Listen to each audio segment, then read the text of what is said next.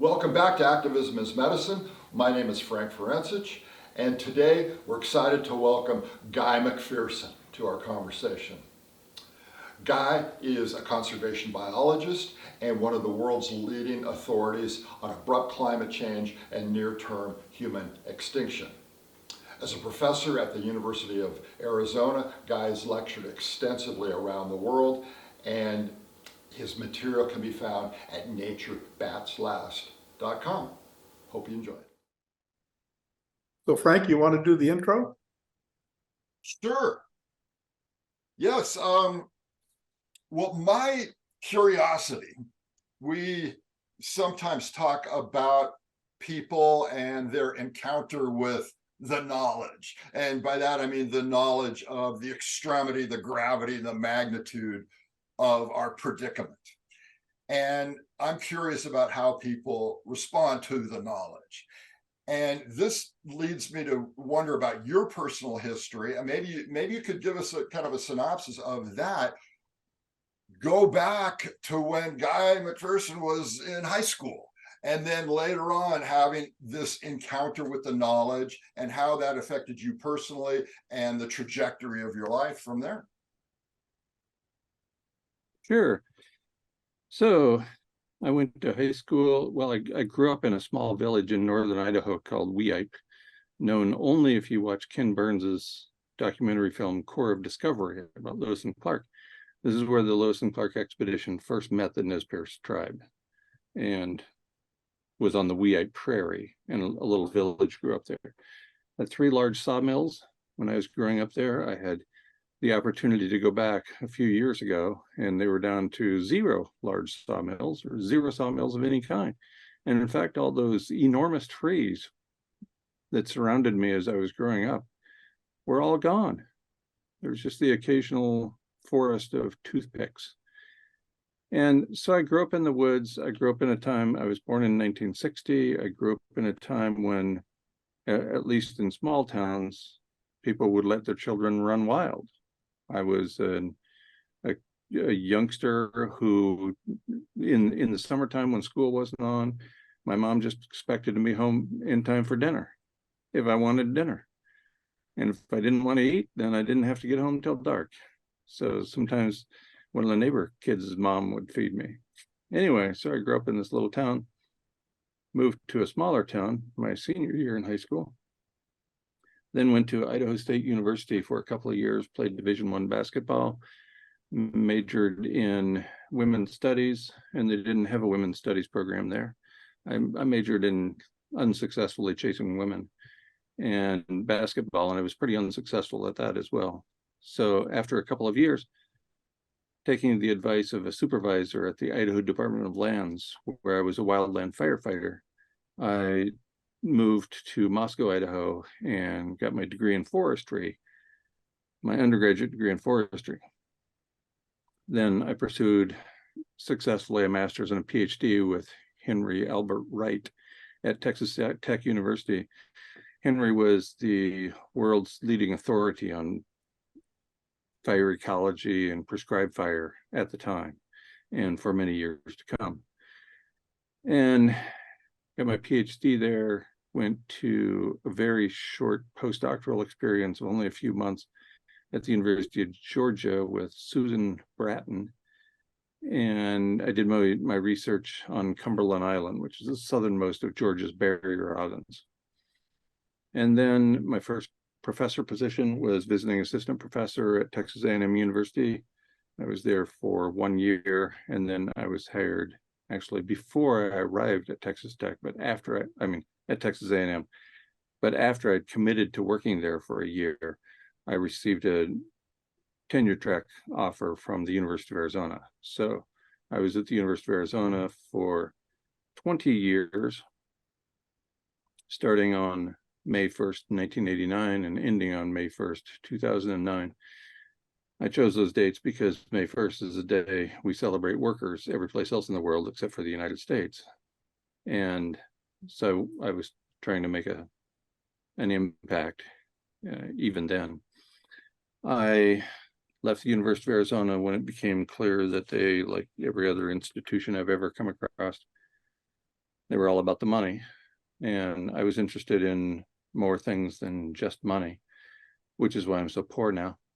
And so I moved off grid for more than a decade, first in rural southwestern New Mexico, just about a mile and a half downriver from the Gila Wilderness, first designated wilderness area in the world, and the largest wilderness area in the lower 48. I lived there for about 8 years and then moved to Belize in Central America for a little over 2 years and lived off grid there as well. By this time, I had become aware of the aerosol masking effect and also the likelihood of when a few nuclear power plants melt down catastrophically, that will cause the stripping away of stratospheric ozone and cause extremely rapid heating of the planet, probably sufficient to cause loss of habitat for all life on Earth.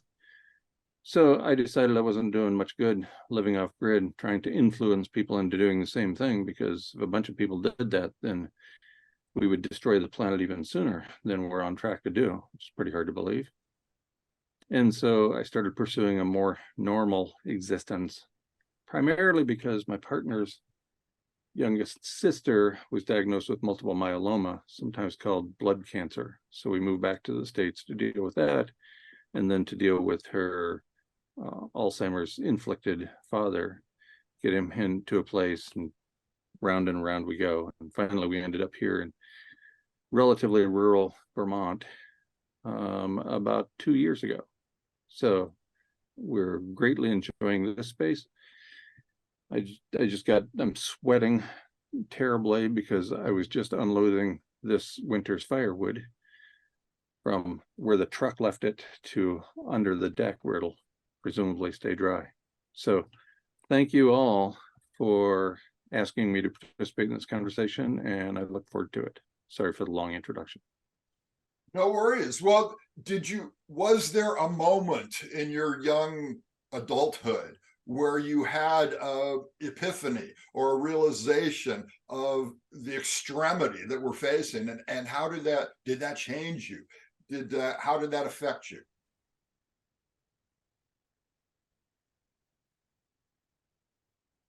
I'm a slow learner, so it took me a while to figure it out. I knew that I loved being outside because I grew up in this village surrounded by big trees. There was a creek running through town. We could drink the water right out of the creek. Can you even imagine drinking from a stream or a river in the continental United States today and not being seriously afflicted, we'll say, as a result? But that's just what I did. So I knew I loved being outdoors, and that's why I pursued a degree in forestry ultimately, and then master's and PhDs in range science. And it never really occurred to me in a moment that we were headed for a complete disaster, much less a climate disaster. But after I'd taken a freshman biology course back in the days when people were still allowed to teach and therefore to read Limits to Growth from the Club of Rome, I knew that by the time I was 19 years old in 1979, that I did not want to have kids, because I could not see the track we were on turning out to be positive for future generations, probably not even my generation, much less future generations. So I managed to convince my wife of nearly 35 years and the youngest of 6 Catholic children from the Midwestern United States. I convinced her to not have children, which is a pretty stunning accomplishment, perhaps the most important thing I've ever done. And I didn't realize until after I left campus life that the climate emergency was as bad as it is, or I would not have left campus. Because in leaving campus, I left a legal system that could have supported me through a coordinated defamation campaign that led to a renowned attorney by the name of Gerald Maples working pro bono on my behalf for a few years. And then ultimately he slipped on a dock in the Bahamas and died on December 4th, 2020. Took me almost 2 years to find another legal team willing to represent me. In this case, it was an attorney from Wyoming who said on September 30th that this will be an easy case, nothing to worry about. And then on October 8th, this is of last year, 2022, September 30th, he said, no problem. October 8th, he said, walk away. We can't have anything to do with this. Via social media, they had received horrifying images of somebody who went by the name The Eliminator. And so they were terrified. So now I just produce a couple of videos every week and try to inform people what's going on with the climate emergency, but no longer looking for legal help because bad things happen to people who represent me. And I think that's more than enough about that. Wow. Well, I just remember one question I asked you in our last interview 3 years ago, and that's whether or not you consider yourself an activist. And at the time, you identified with being a teacher and an educator. And do you still feel the same way?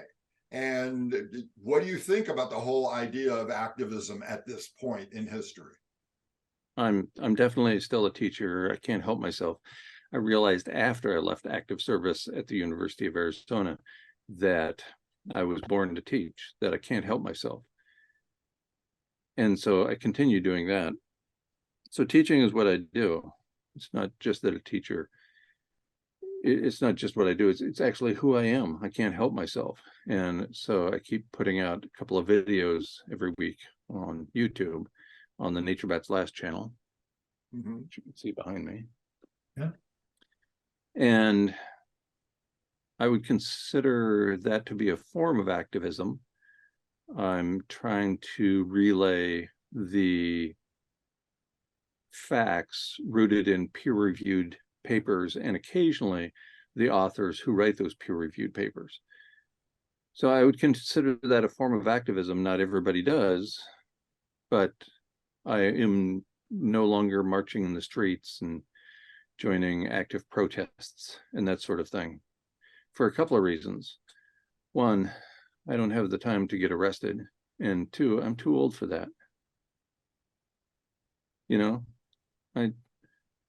my back hurts so bad 24/7 that I get up and do back exercises 2 times during the night, or I can't even make it through the night. I've been going to a spine doctor near here, and his latest was nothing we can do. I headed him off. I knew he was going to aim for surgery because we'd been through everything else. We went through radiation therapy to kill the nerves so that I couldn't feel pain. We went through epidural shots, and I thought only women giving birth got epidural shots, but no, it applies to people who are in serious pain as well. And so I thought he was going to suggest surgery. And so I headed him off and said, I don't want surgery because I suspect we don't have time for that to be a positive influence. And he says, oh, no, I wouldn't recommend surgery anyway. You're too far gone for that. And this was after he asked me what I did, and I told him about near-term human extinction. So maybe this was his punishment for me. No surgery for you. He's got kids living at home, and he wasn't happy to hear the message. I'm happy. And I try not to tell people, but he just kept pressing and pushing and begging me to tell him what I do. So I finally told him, and then he wasn't a happy man. Hard to hear those things. John? What do you think of climate activism, putting aside the personal involvement, but the young people that are out there engaging in protests, some whom do engage in nonviolent civil disobedience and get arrested. Given the time frames that you seem to be talking about in some of your videos. What do you think about people that are out there still struggling against the system to try to slow things down and try to fix things? What's your opinion of that? Southwestern American writer and speaker Edward Abbey had a profound influence on me. I read him when I was in college, and that's probably why I turned to anarchism in my political life, because he was an anarchist. He received a master's degree at the University of New Mexico in anarchism. And so obviously I'm not a fan of governments or government entities. In addition, Edward Abbey wrote something and said similar things on a frequent basis. He wrote, "Action is the antidote to despair." And so if people are despairing about the world we live in, and I can understand that, then activism isn't a bad idea. I don't think it will. It depends upon the objectives of the people involved in the protests and the activism. If they're trying to inform people about the climate emergency, I think it's a great idea. For example, I was at a medical doctor. No, I was at an endodontist, which is your dentist sends you to the endodontist when it's beyond their ability to fix, right? So I go to this endodontist, and the guy pokes around in my face for a while, and he says, "What are you doing here? There's nothing wrong." And I said, "How much is this going to cost me?"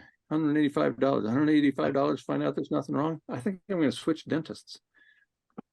And I was talking to his two staff members when I was leaving, clearing up the paperwork and when I was going to get the bill paid and all that. And they had never heard of the mass extinction event underway. Most people have heard of the 6th mass extinction, although it's at least the 9th. And they never heard of that. And they'd never heard of climate change ever. And these were people who were, I don't know, I'd say in their 40s and 50s, something like that. So I was stunned that they weren't at all aware. And that reminded me that one of my goals in life is to make people aware. I'm a pretty good teacher. I won all kinds of awards. I was promoted to full professor, which happens to fewer than 1 in 200 people who get a PhD in the natural sciences. I was promoted to full professor before I turned 40, which basically never happens. And so I think I'm pretty good at this whole teaching thing. Oh, here's an example. I taught my dog to whistle. I taught and I taught and I taught. My dog never did learn to whistle. That told me there's a big difference between teaching and learning. And so I try to focus on learning now. In any event, I think that I think that there's a Buddhist expression or a way of being that goes something like, pursue action and don't be attached to the outcome. So I think pursue right action, actually. And so I think that the people who are protesting, who are, from one perspective, throwing snowballs into a 90-mile-an-hour, 90-degree wind, I think that they're taking action. And if they are attached to the outcome of informing people, I think that's great. If they're attached to the outcome of governments changing policy or us turning around abrupt, irreversible climate change, then I think that's problematic. But I'm certainly not going to discourage anybody from taking action that is pointed in the right direction of informing people and pointing out that governments do not have our backs. No, absolutely. Yeah, if I can, I'd love to, a number of your videos walk through different elements of how you come to your conclusions. And I'm wondering if there's 4 or 5 steps from where we are now, which, Teotihuacan, right? So the end of the world as we know it, we've already passed that milestone in the rearview mirror a couple of years ago. But as we head towards near-term human extinction in your mind, what are the steps of that we're looking at? You've said a couple years ago we're at least 1.75 Celsius above 1750, probably now well past 2. What are the observable steps that you see coming, or that we're in the midst of and coming, to get us to that point? Right. So in his October 9th, 2020 book, The Event Horizon, Andrew Glickson wrote, and I quote, "During the Anthropocene, greenhouse gas forcing has risen by more than 2.0 watts per meter squared, equivalent to more than 2 degrees C above pre-industrial temperatures, which constitutes an abrupt event over a period not much longer than a lifetime." End quote. That was in 2020. And it takes a while to get a book published, probably 3 or 4 years. So and Glickson cites considerable peer-reviewed work to reach this conclusion. So yes, we're beyond 2. And the whole idea of not exceeding 2 degrees C was so that we would not trigger self-reinforcing feedback loops.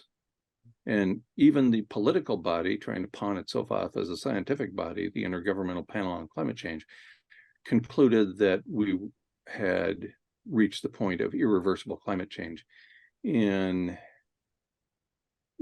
let's see, September 24th, 2019, in the IPCC special report on the ocean and cryosphere in a changing climate. And they concluded that an overheated ocean was responsible for the irreversibility of climate change in that report. They also, less than a year earlier, in their global warming of 1.5 degrees report from October 8th, 2018, they wrote, based on peer-reviewed literature, these global level rates of human-driven change far exceed the rates of change driven by geophysical or biosphere forces that have altered the Earth system trajectory in the past. Even abrupt geophysical events do not approach current rates of human-driven change. So we're in the midst of the fastest environmental change in planetary history. Think about that for a minute. Approximately 66 million years ago, an interstellar body struck this Earth and drove the dinosaurs to extinction. We're going faster. Right. This event is faster than that. That's astonishing. I don't know how many times I can say we're number 1. Right. So what should we look for? So we can look for, and it's difficult, I admit. This is difficult to see, and I deal with this with individual email messages many times every day. Already, according to the peer-reviewed literature, we have exceeded, the phrase they used was non-optimal temperatures. As a result of non-optimal temperatures, this is a paper from 2018, approximately. I don't have it right here with me. They concluded that non-optimal temperatures were driving about 5.1 million people to their deaths. That's a lot. These non-optimal temperatures are causing what I think we fail to focus on, that we really should focus on a lot more, and that's habitat.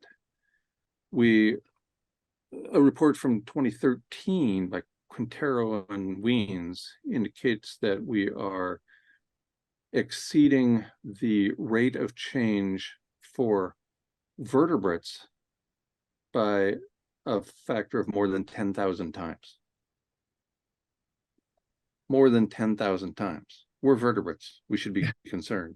Much later paper indicates that mammals can't keep up with the rate of environmental change. We're vertebrates, we're mammals. So that puts us in 2 categories of can't keep up. That's seriously concerning. Most of us in the global north, at least us privileged Caucasian people, are not seeing the loss of habitat because it's not happening in our backyard. I thought that the pandemic might give a clue to some people.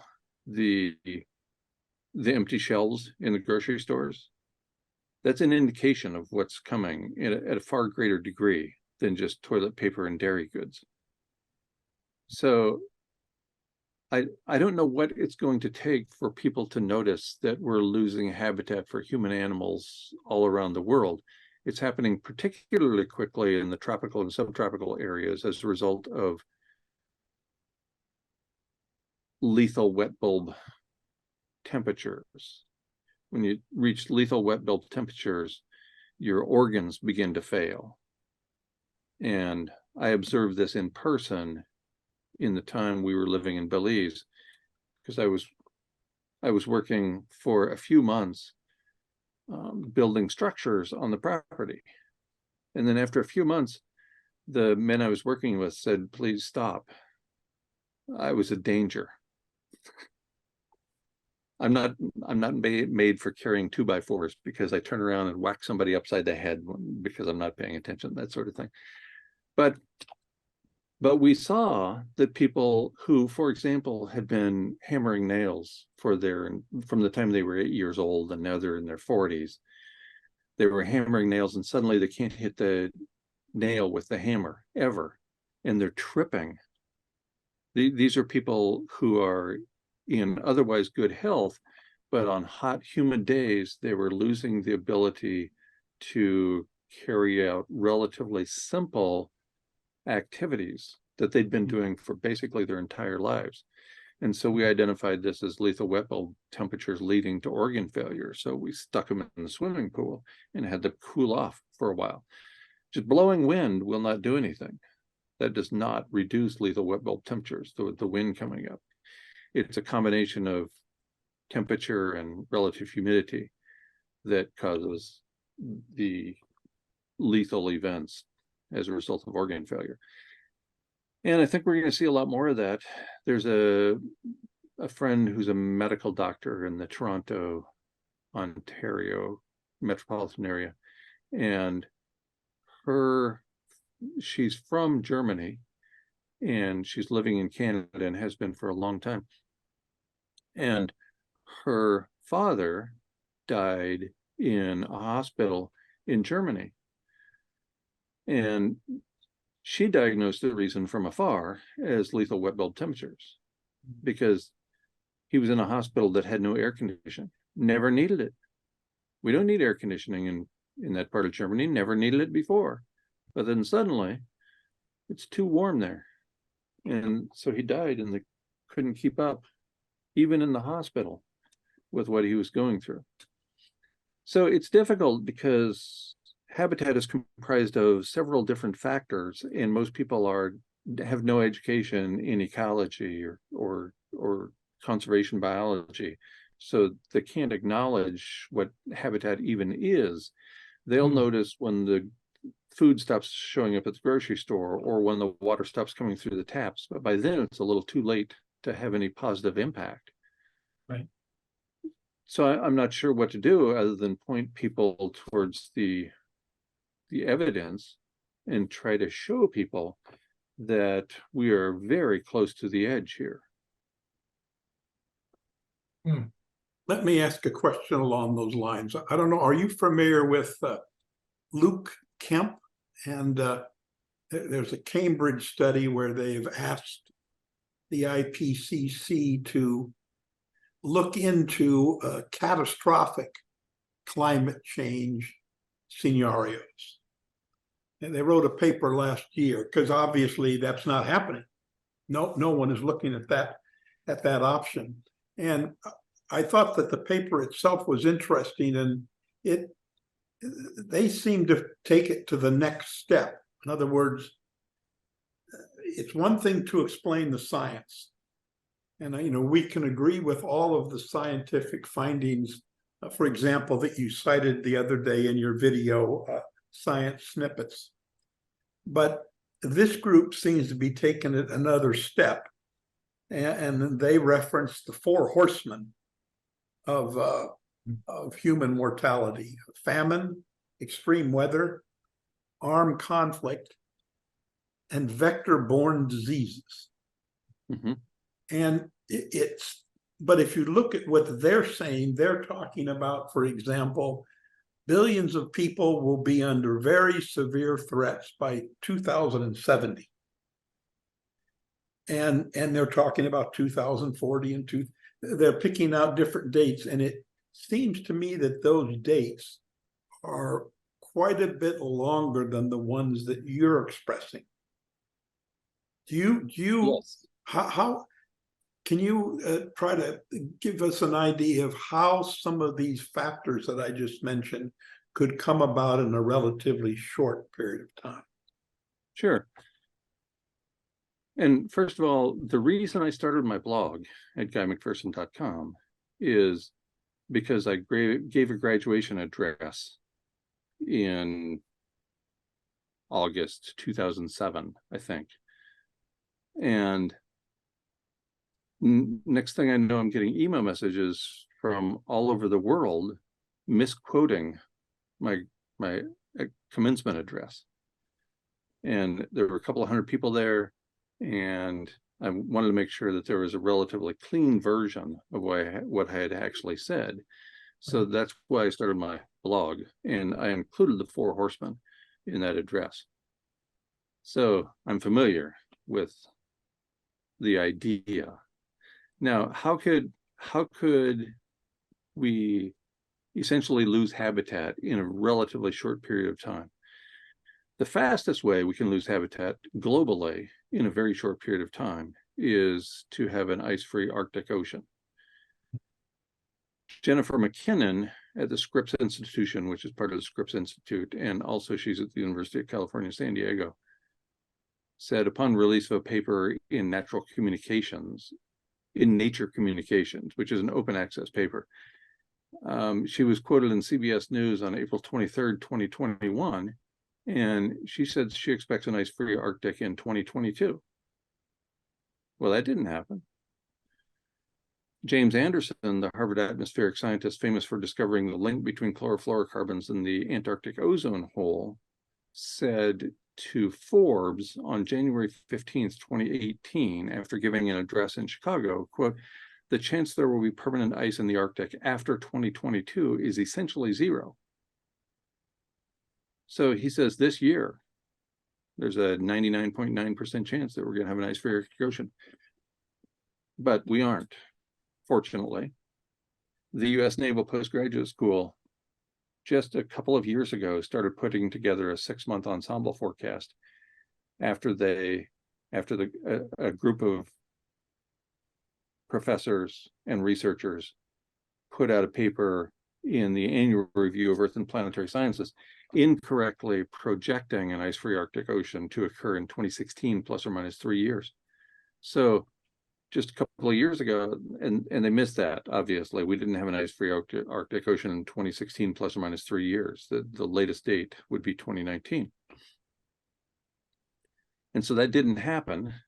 And so now they're using this very scientifically conservative approach in forecasting or predicting what the level of ice will be at the end of the year.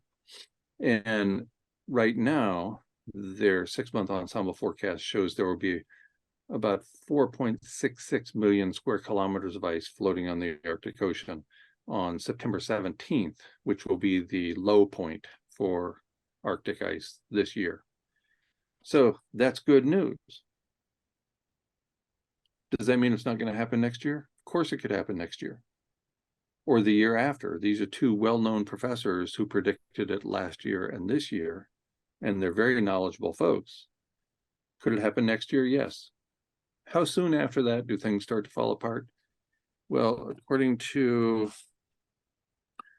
a peer-reviewed paper in Geophysical Research Letters written by Christina, I'm not sure how to pronounce her last name, Pistone, Pistone, maybe, and colleagues, and published on June 20th, 2019, the transition to an ice-free Arctic Ocean from one that has ice on it is equivalent to more than 25 years of contemporary emissions.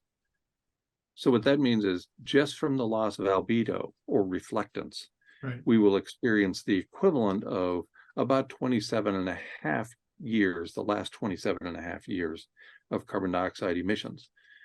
That's going to be catastrophic. That will be observed in mid to late September. And then the following year, they say in their paper that in May, the catastrophic loss of habitat will begin. And I can't imagine there will be habitat for human animals within a year after that happens all over the globe.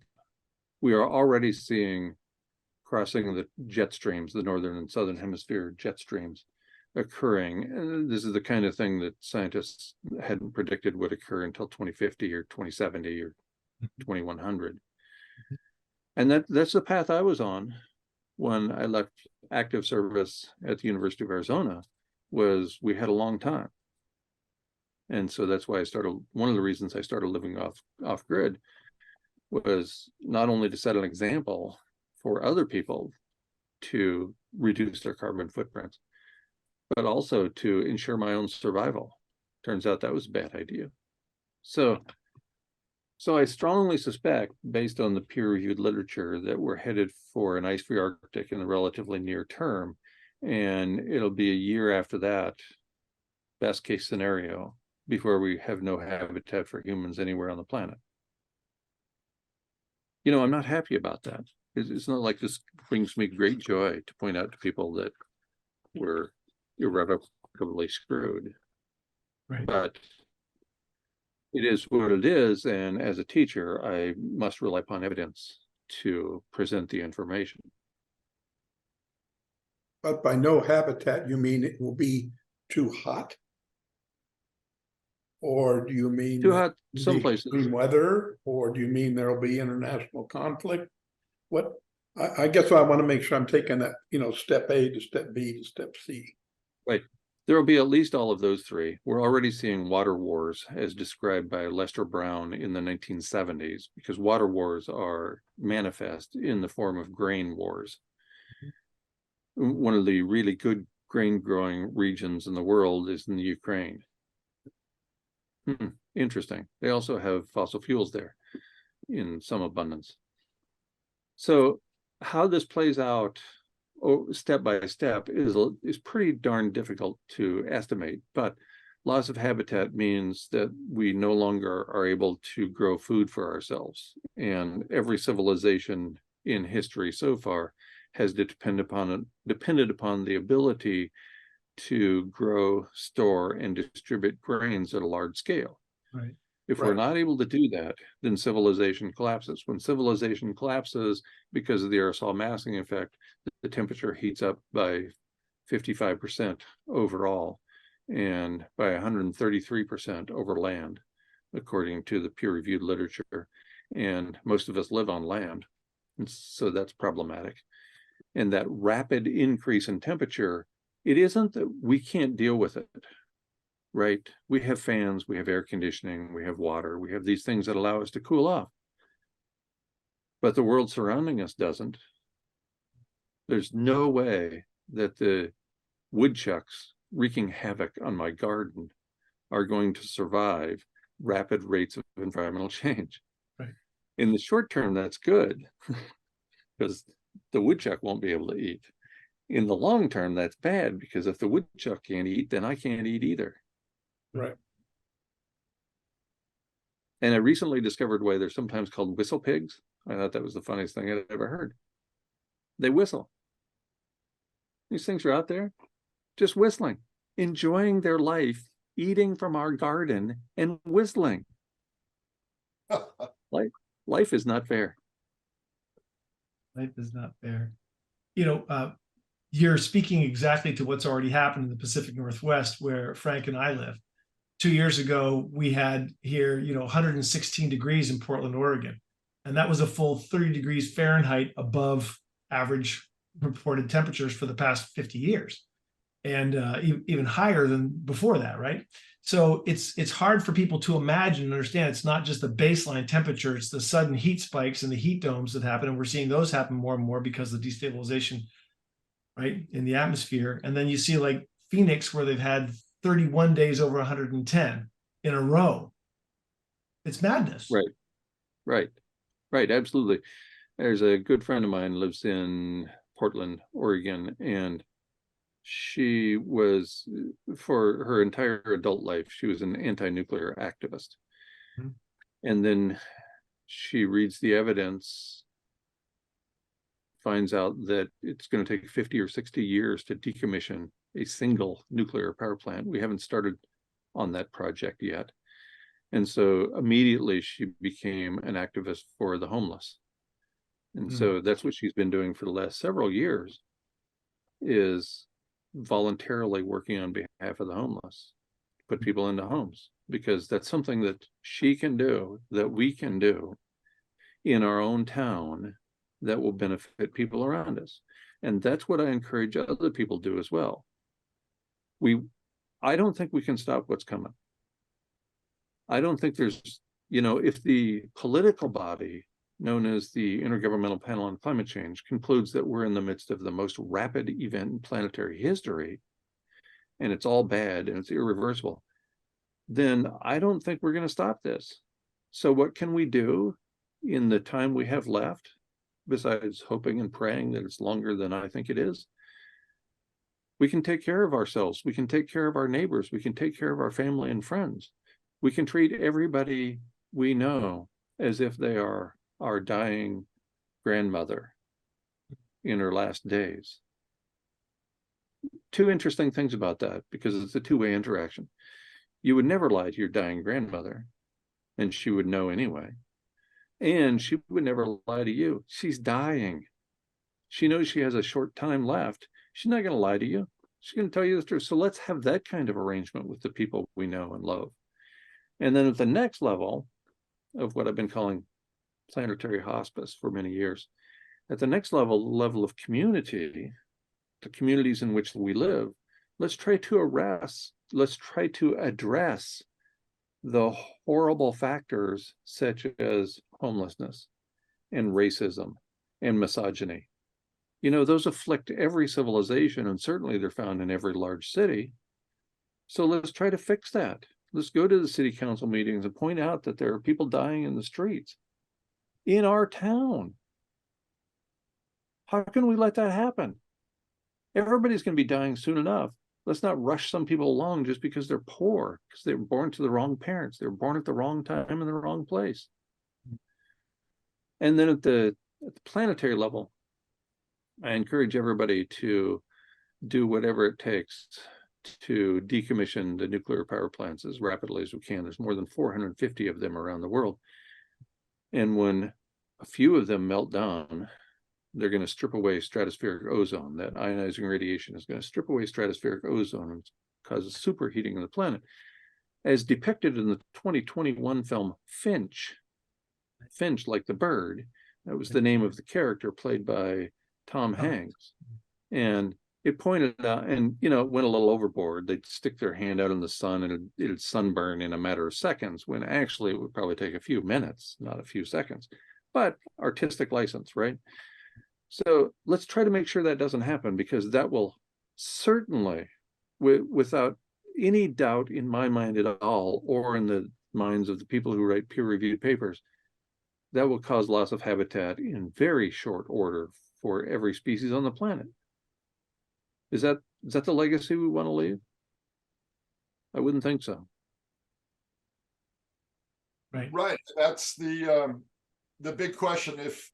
If we were to have a future, what would the future historians be writing about us and how we responded to this challenge? Did we fight back, or did we accept it in an honorable way, or did we just become apathetic and do nothing? I mean,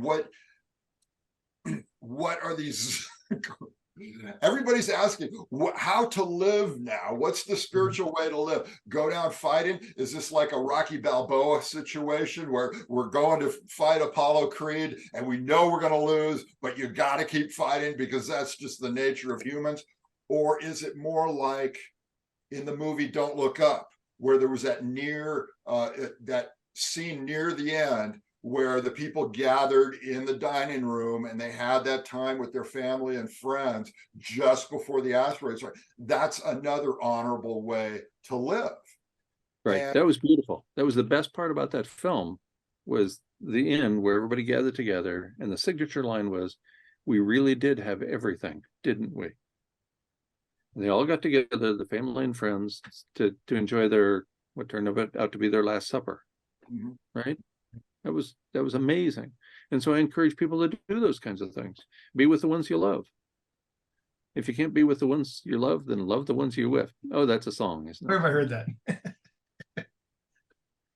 You know, Yeah, there's so many things we can do individually and as a community and collectively to make other people's lives less miserable. And we share something on the four people involved in this conversation, as near as I can tell, are all Caucasian men. We are at the apex of privilege, right? We just show up and we get privileges thrown our way for no good reason at all. And that's wonderful, but let's take advantage of our inherent privilege and try to make sure that life for other people who don't share the conditions we were born into, right, have a chance of having a decent life.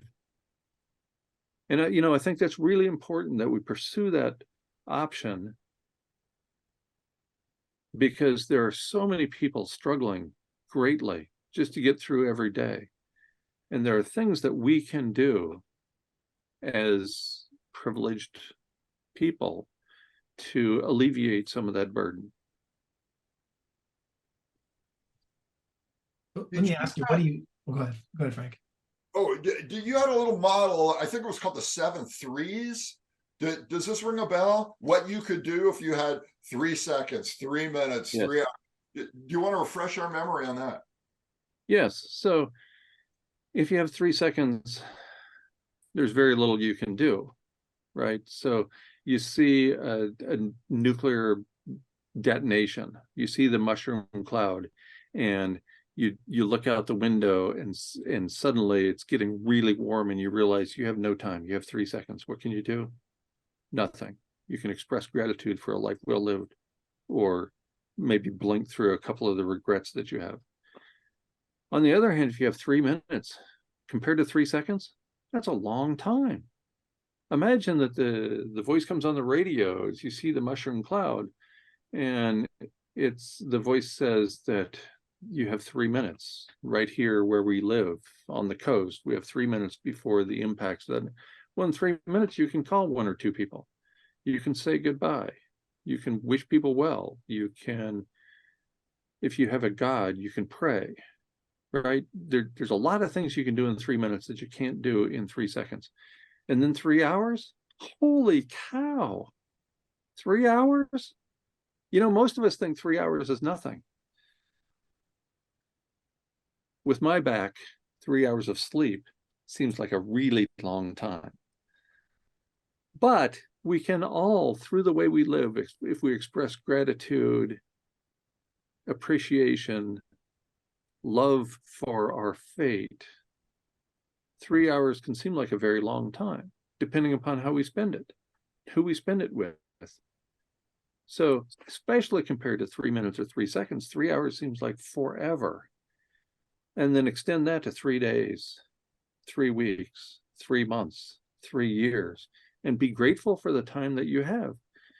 Based on the U.S. Naval Postgraduate School's 6-month ensemble forecast, we have at least another year and a half, almost certainly, all of us.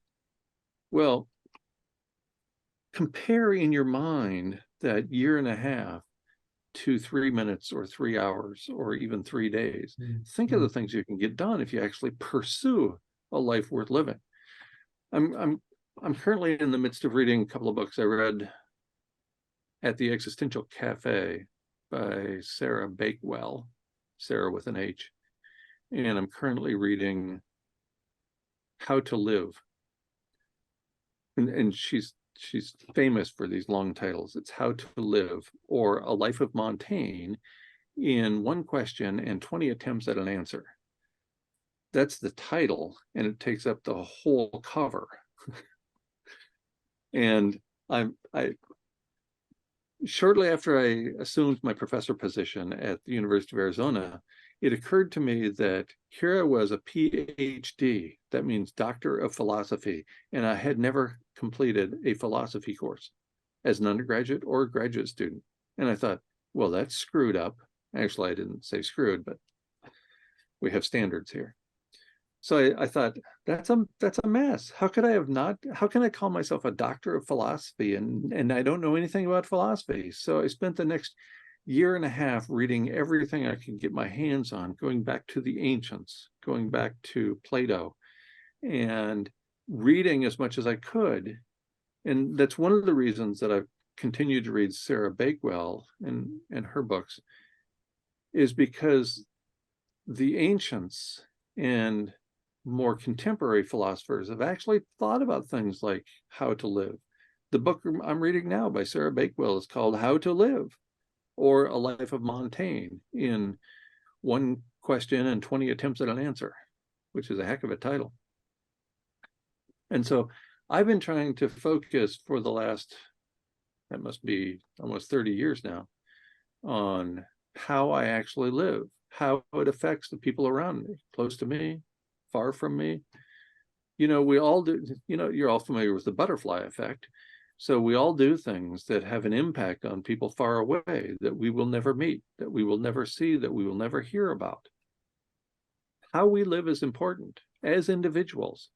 And to the extent that we can positively influence the way other people live, then I think that's a pretty good idea too. And you brought up Homer, right? And how the gods would envy us because of our mortality. Do you remember Exactly. that? Yes, in the Iliad, Homer writes something like, any moment might be your last. And in the paragraph before that, he's explaining that this is beneficial, because unlike the gods, any moment for us might be our last. We might die at any time.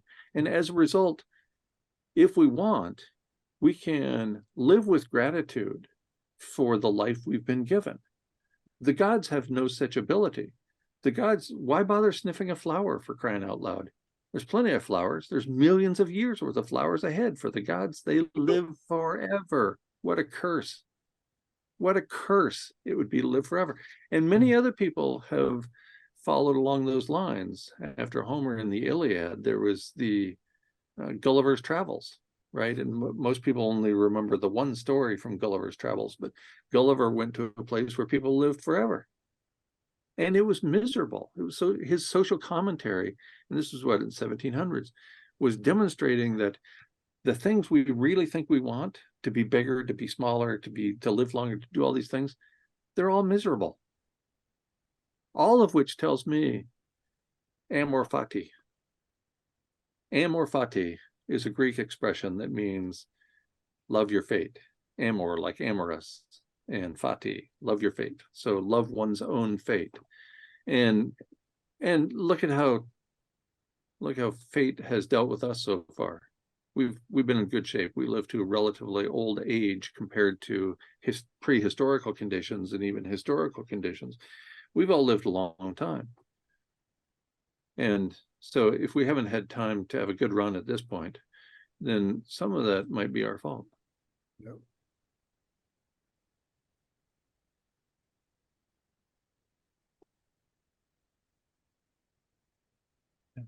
Wise words. John, J-Lo, you got anything?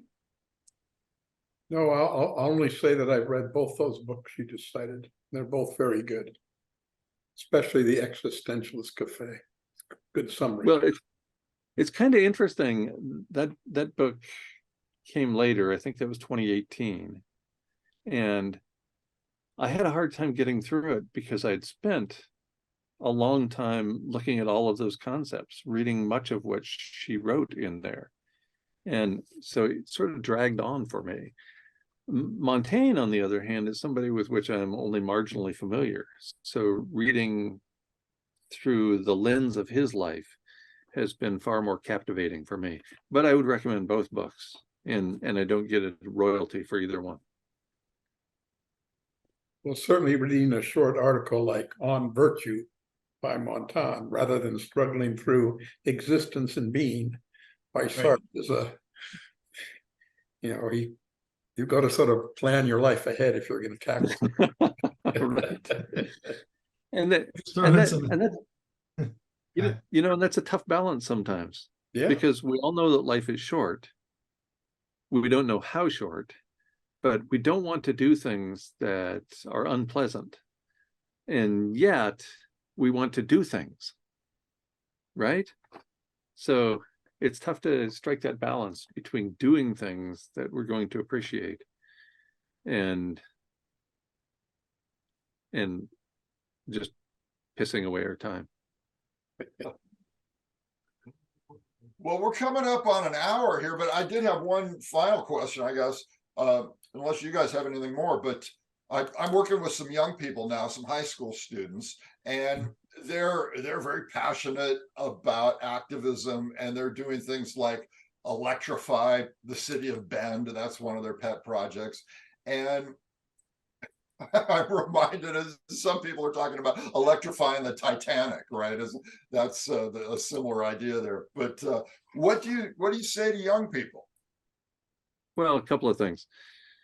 One, we know based on 5 peer-reviewed papers written by Tim Garrett at the University of Utah that civilization itself is a heat engine. Civilization is a heat engine. It doesn't matter how you power the damn thing. Civilization is a heat engine. In the first paper he submitted, and it was accepted, and it was published, and then there was this enormous outcry from groups of professors at various universities, because civilization can't be a heat engine. We're the civilized people. So the paper was pulled from publication. And it took, I think, 14 months before it appeared again. And only with responses from 2 research groups to which Garrett was not allowed to respond himself. So that seems a little unfair. Anyway, civilization is a heat engine. So it's going to be, and when we lose civilization, we have that massive overheating from the nuclear power plants melting down, stripping away stratospheric ozone. And we also have the aerosol masking effect that comes into play. So losing civilization is not a great idea, in other words, at this point. It was different several thousand years ago, before we had managed to completely muck up the atmosphere. But now we're in the situation where we really do have the ability to cause the extinction of all life on Earth in a relatively short period of time. I think pointing that out to people is important. I think encouraging people to act accordingly is a good idea. But again, not being attached to the outcome. Two phrases from Edward Abbey, Southwestern American writer, come to mind. Action is the antidote to despair. And I know a lot of people who despair because they don't know what they can do. So take action. And then the other line from Edward Abbey: when the situation is hopeless, there's nothing to worry about. Wow. And as nearly as I can tell, based on what the political body, the Intergovernmental Panel on Climate Change, what they write, the situation is hopeless. We're in the midst of abrupt, irreversible climate change, the most abrupt in planetary history.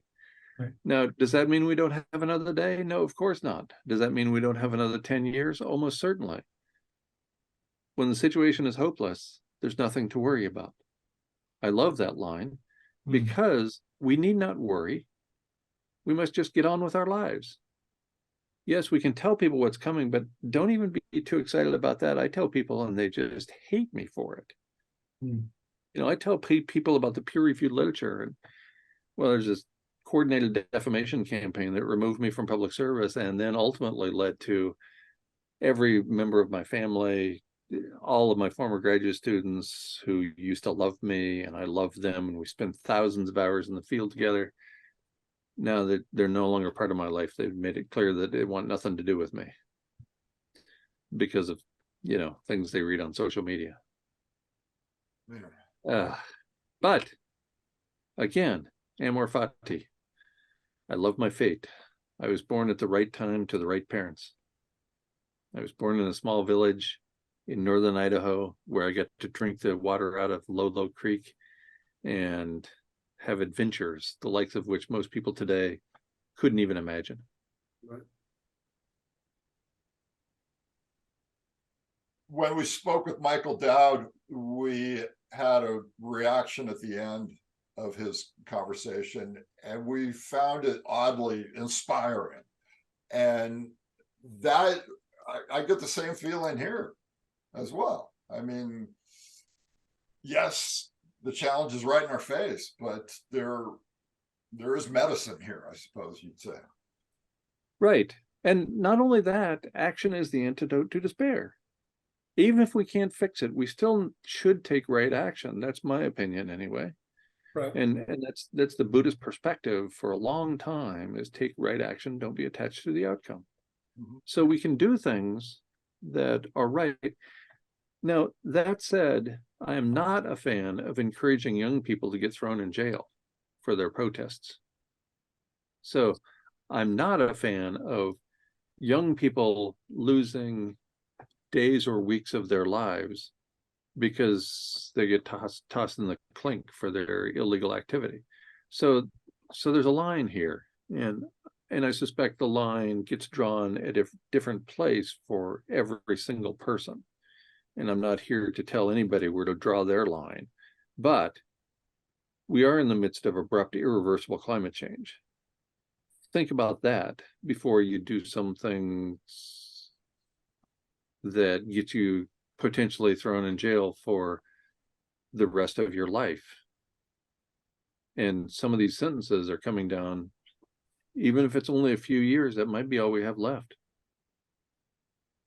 So I guess I would encourage people to pay attention to that.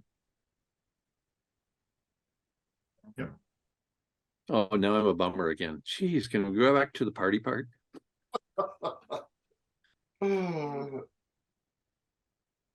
John, J-Lo, you guys got anything else? No, this has been very, very helpful to talk with you, Guy. I really appreciate you coming here today and sharing your thoughts. And I think it's been very helpful for all of us. Well, thank you for the opportunity. Well, at this point in the conversation, interviewers usually ask about your future plans. What are your future plans? Which seems like kind of an odd question, but why not? I mean, what are your near-term plans? I have dinner planned for tonight. It's leftover spaghetti. Okay.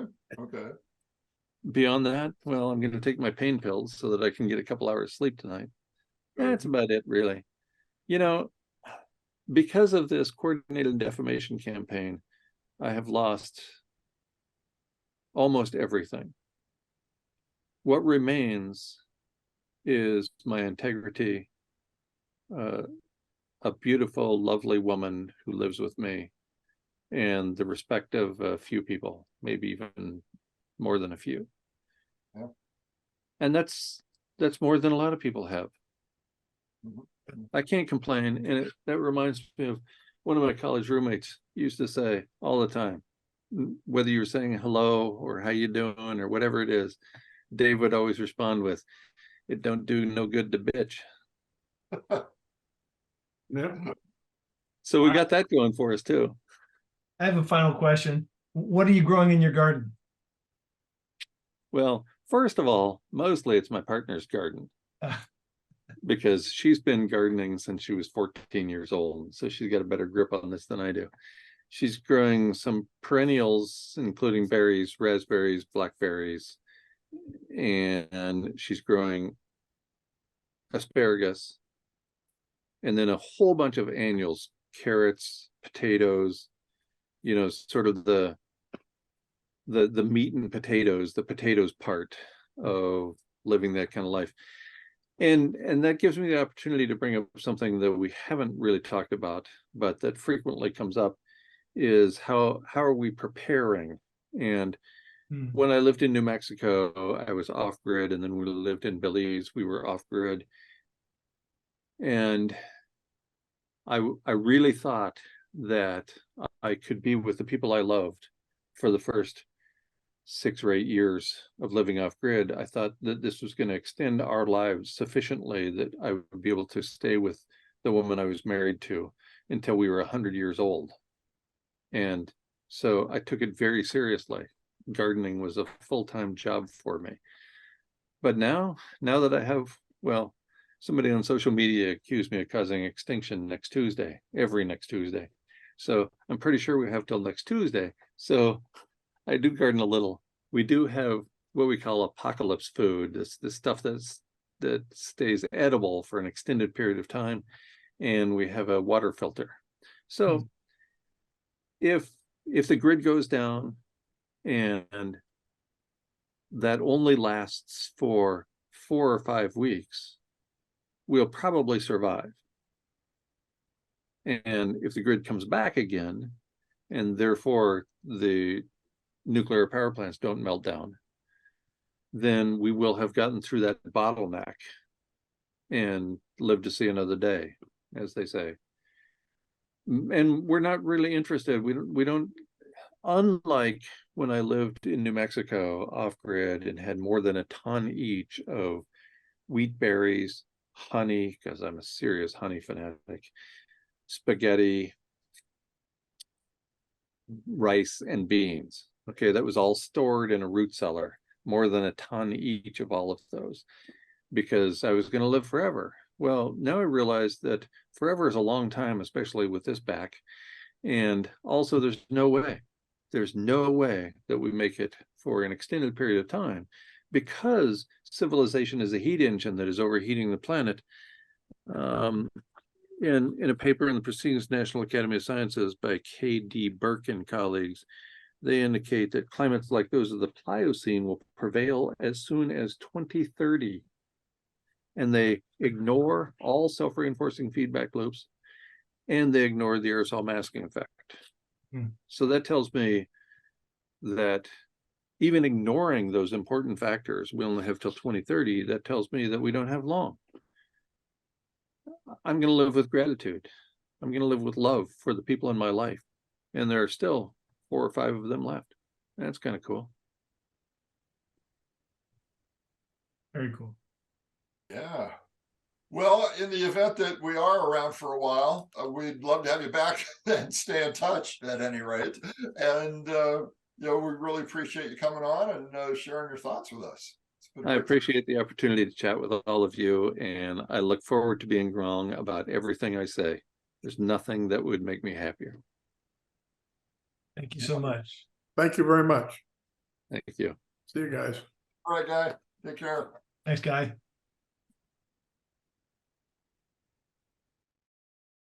And thanks for joining us. I hope you've enjoyed our conversation with Guy McPherson. And if you have any questions about activism is medicine, feel free to reach out at activismismedicine.net. And we look forward to seeing you next time. Cheers.